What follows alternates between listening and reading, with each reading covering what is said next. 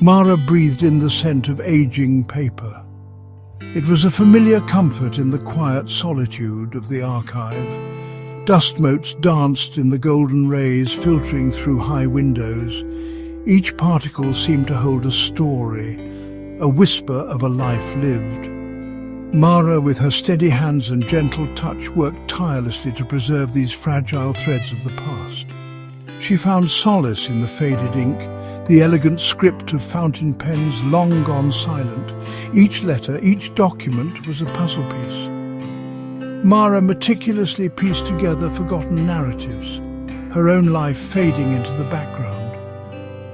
The archive was her haven, a world away from the clamour and chaos of the outside world.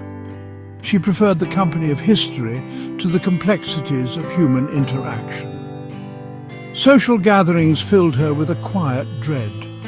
Small talk felt superficial, but within the walls of the archive, Mara felt truly seen, not by judging eyes, but by the echoes of lives lived.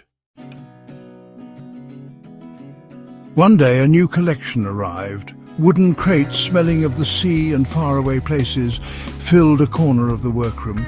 They were filled with the belongings of a recently deceased astronaut, Captain Elijah Vance. Mara felt a flicker of curiosity. Astronauts were made of stardust and adventure. Their stories were not meant to be confined to dusty boxes. As she delved deeper into Captain Vance's life, she stumbled upon a treasure trove of unsent letters. They were addressed to a woman named Lena. The handwriting was elegant, filled with a yearning that resonated deep within Mara's soul. Each letter spoke of love, loss, and a profound loneliness that even the vastness of space couldn't diminish. Mara found herself drawn to Eli's words, their raw honesty a stark contrast to the impersonal nature of her work. She read each letter carefully, her heart aching for a love story that seemed both epic and tragically unfinished. Who was Lena, this woman who held the astronaut's heart captive across time and space? Mara became obsessed. She searched for any mention of Lena in Eli's meticulously kept journals, his flight logs, even the official NASA records. But Lena remained an enigma, a ghost haunting the edges of Eli's extraordinary life. The more Mara learned about Eli, the more determined she became to uncover the mystery of Lena's identity. She imagined Lena as a fellow dreamer, someone who understood the allure of the unknown. Perhaps she was a scientist, her mind as brilliant as the stars Eli had navigated. Or maybe she was an artist, her soul as free and boundless as the cosmos itself. Whoever she was, Lena had touched Eli in a way that no one else ever had. The search consumed Mara's thoughts. She found herself neglecting her other duties at the archive, her focus solely on unravelling the secrets held within Eli's letters. The lines between her own life and Eli's began to blur. The archive, once her sanctuary, now felt like a cage, holding her captive to a mystery she couldn't escape.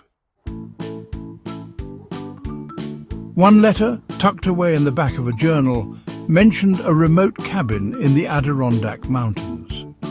Eli wrote of it as a place of peace and solitude, a sanctuary where he could escape the demands of his life as an astronaut.